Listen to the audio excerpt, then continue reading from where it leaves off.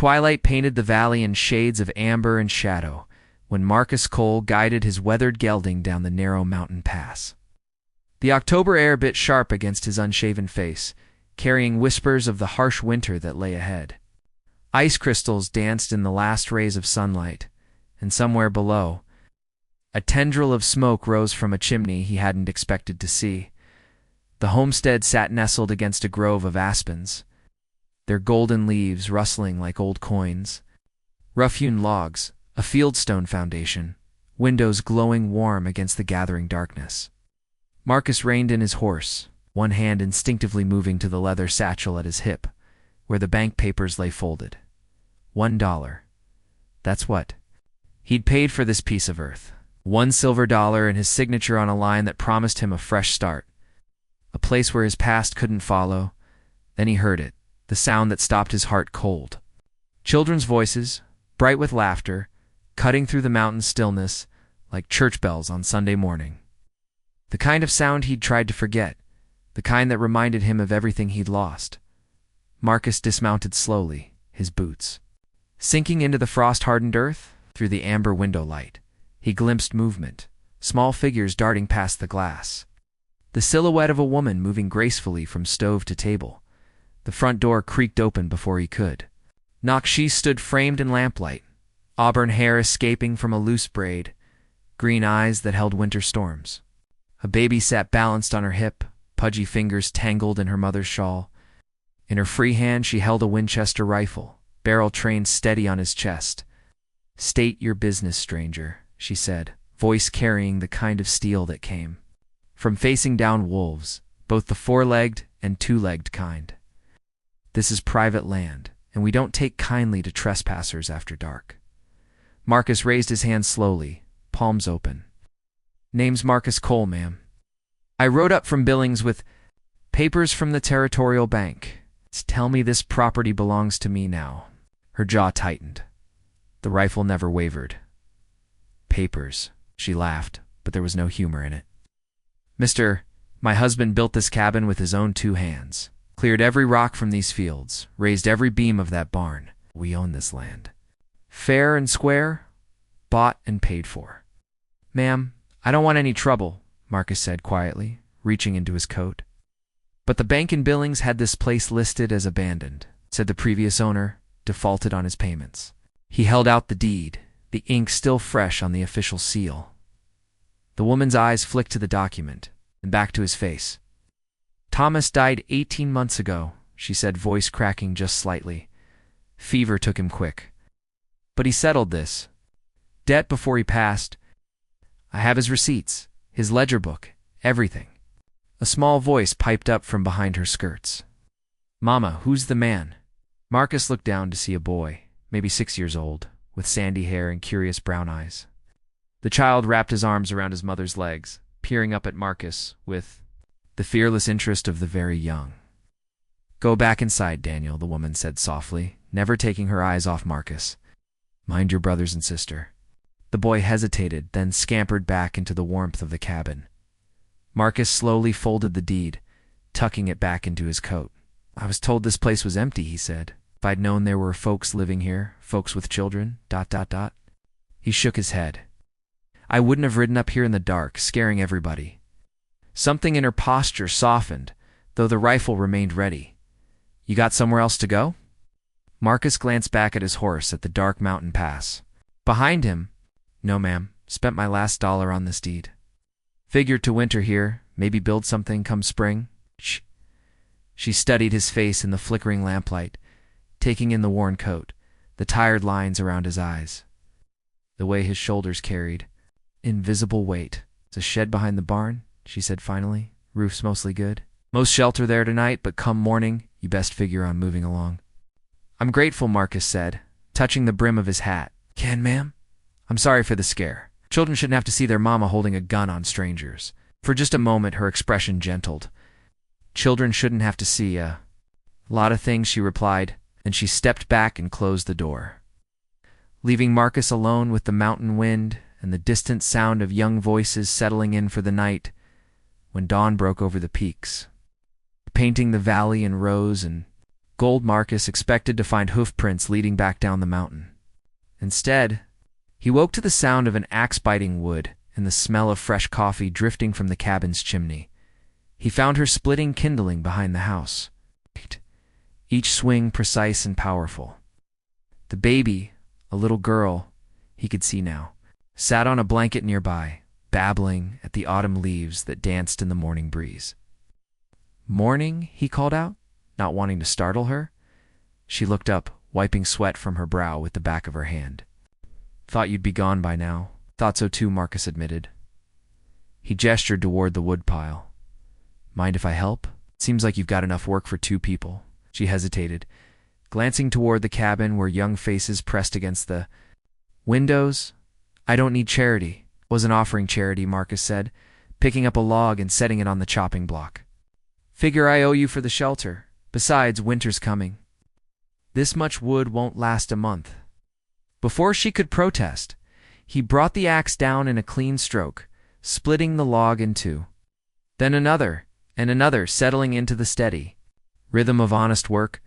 The woman she'd never told him her name watched him for a moment, then returned to her own pile. They worked in comfortable silence, the only sounds the bite of steel, the crack of splitting wood, and the murmur of the baby playing in the leaves. It was the boy Daniel who spoke first.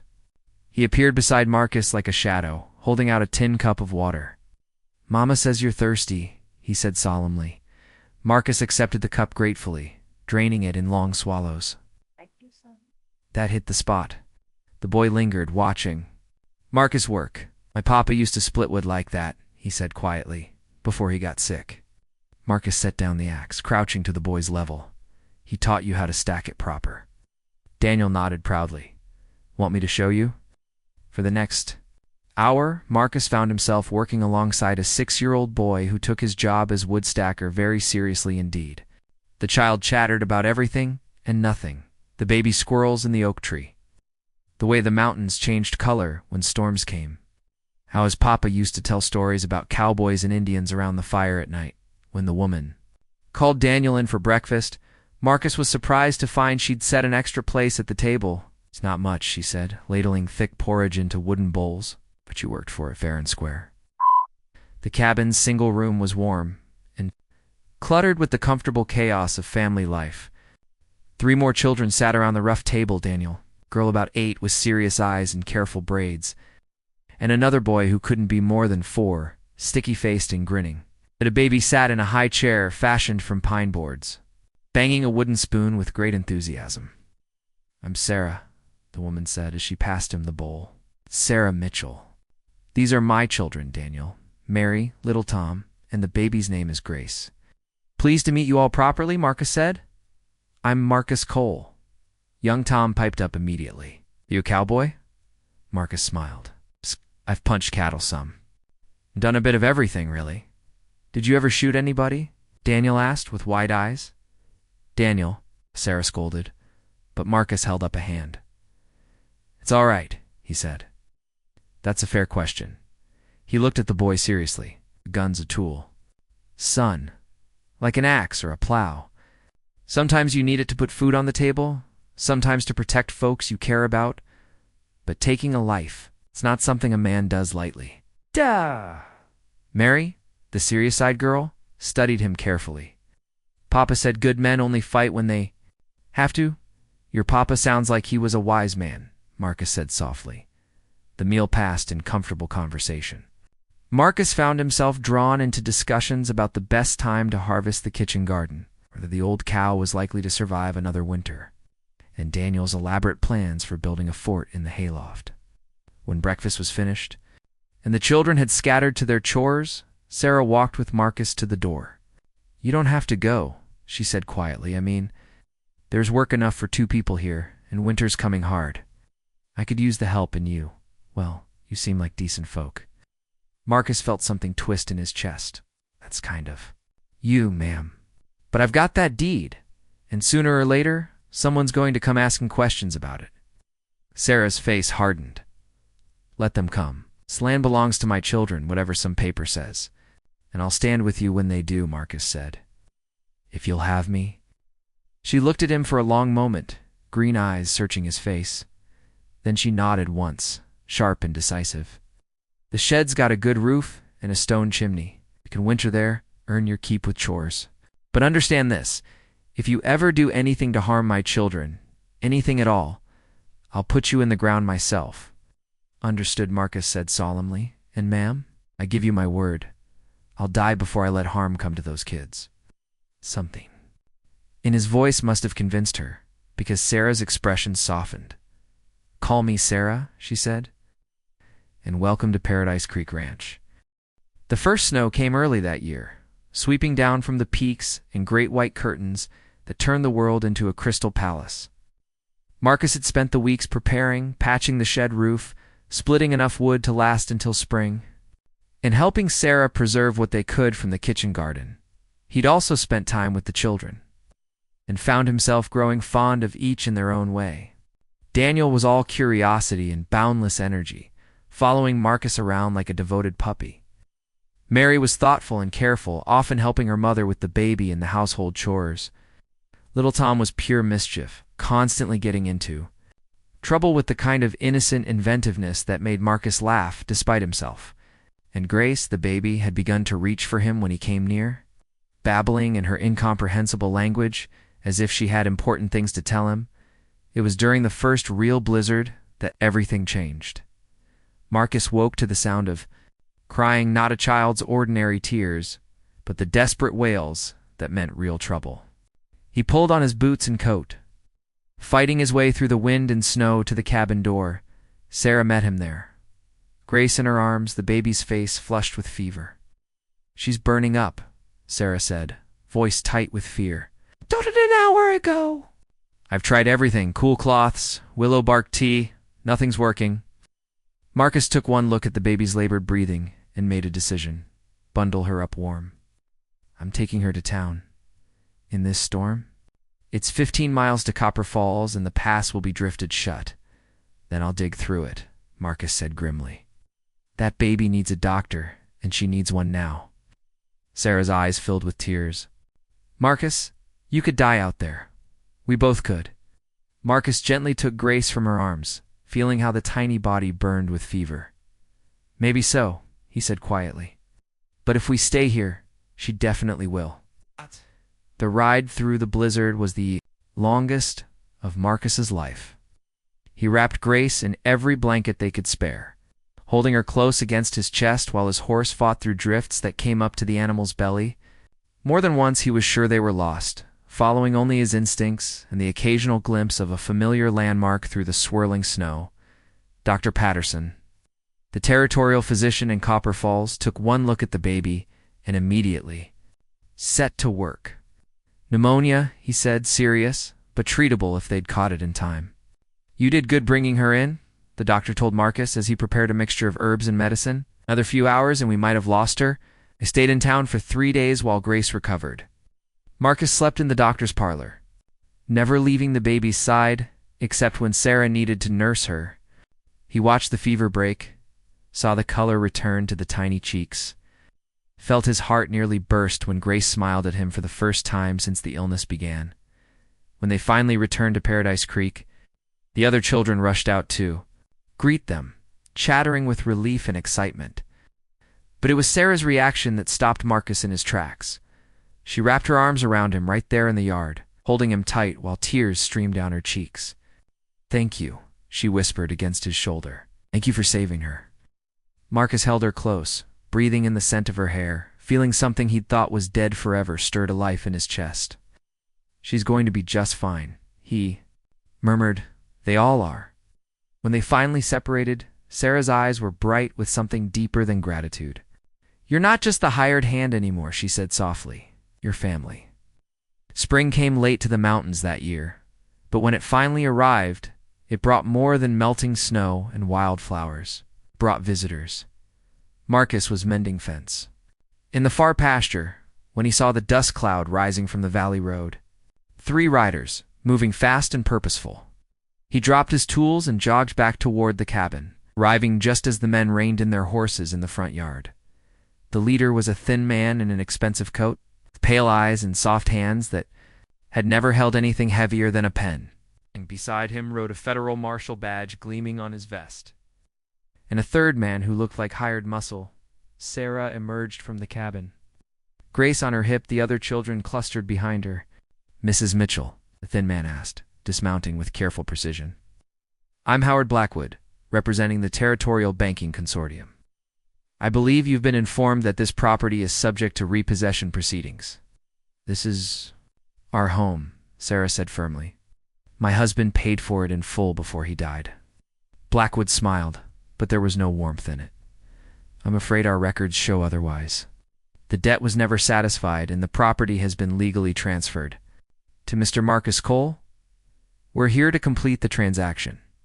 He turned to Marcus, who had moved to stand beside Sarah. "Mr. Cole, I believe you have documentation proving your ownership." Marcus felt every eye on him, Sarah's children, watching with wide, frightened faces. Sarah herself, chin raised defiantly. But fear flickering in her green eyes, as the marshal, hand resting casually on his gun. Slowly, Marcus reached into his coat and pulled out the deed, the paper that had brought him here, that had promised him a new life, that now felt like poison. In his hands, "This is what you're looking for?" he asked. Blackwood nodded eagerly. "Excellent. If you'll simply sign this eviction notice, we can have the current occupants removed by sunset." Marcus took the papers Blackwood offered, reading through the legal language that would make Sarah and her children homeless. Around him, the silence stretched like a held breath. He thought about the baby in Sarah's arms, the little girl he'd carried through a blizzard, about Daniel, who'd taught him to stack, would properly, about Mary's quiet wisdom and little Tom's infectious laughter, about Sarah herself, who'd opened her home to a stranger and made him part of something he'd never thought he'd have again. He thought about his own past, the mistakes that had driven him here, the loneliness that had been his only companion for so many years. Then Marcus looked up at Blackwood and smiled. "You know what?" he said conversationally. "I think there's been a mistake." We tore the deed in half, then in half again, letting the pieces flutter to the ground like snow. Blackwood's face went purple. "What are you doing? That was your proof of ownership." "Wasn't mine to own," Marcus said simply. "This land belongs to Sarah Mitchell and her children. Always has." The marshal stepped forward, hand moving to his weapon. "With a legal proceeding." Marcus spread his hands, showing them empty. "I'm not interfering with anything. Just a man who realized he was on the wrong side of what's right." "You've destroyed the only documentation of your claim," Blackwood sputtered. "You have no legal standing here now." "Neither do you," Marcus pointed out. "No deed, no claim. Seems to me like these folks are exactly where they belong." The marshal looked uncertain. "Without proper documentation, then I guess we'll have to start over," Marcus said. "File new papers, go through proper channels. Could take months to sort out." Blackwood glared at him with pure hatred. "This isn't over, Cole. We'll be back with proper writs, federal marshals, whatever it takes." "You do that?" Marcus said calmly. "But next time, make sure your paperwork's in order. And maybe check your facts about who actually owns what." After the men rode away, the yard fell silent. Sarah stood looking at Marcus with an expression he couldn't quite read. "That was foolish," she said quietly. "You gave up everything, Marcus." Glanced down at the torn pieces of the deed, then back at her face. "No," he said. "I finally figured out what everything really was." Daniel ran up and grabbed Marcus around the waist. "Are you staying? Are you really staying?" Marcus ruffled the boy's hair, looking over his head at Sarah. "If your mama will have me," he said. "Not just for the winter, but ... for good." Sarah's smile was like sunrise over the mountains. "I think that can be arranged," she said softly. That evening, as they sat around the dinner table, their table now, Marcus realized, little Tom looked up from his plate with a serious expression. "Marcus," he said solemnly, "are you going to marry our mama?" Sarah choked on her coffee, face turning red, while the other children giggled. "Tom," she scolded, but Marcus just smiled. "Well," he said thoughtfully, "if she'll have me, I reckon that would make us a proper family." Sarah's eyes met his across the table, bright with tears and something deeper. "I reckon it would," she said. Outside, the wind sang through the pines, carrying the scent of wildflowers and the promise of summer. Inside the cabin at Paradise Creek Ranch, 6 people sat around a table that had been built for love, not papers, and planned a future that couldn't be bought or sold or stolen away. Marcus Cole had ridden into the mountains with a dollar deed and an empty heart.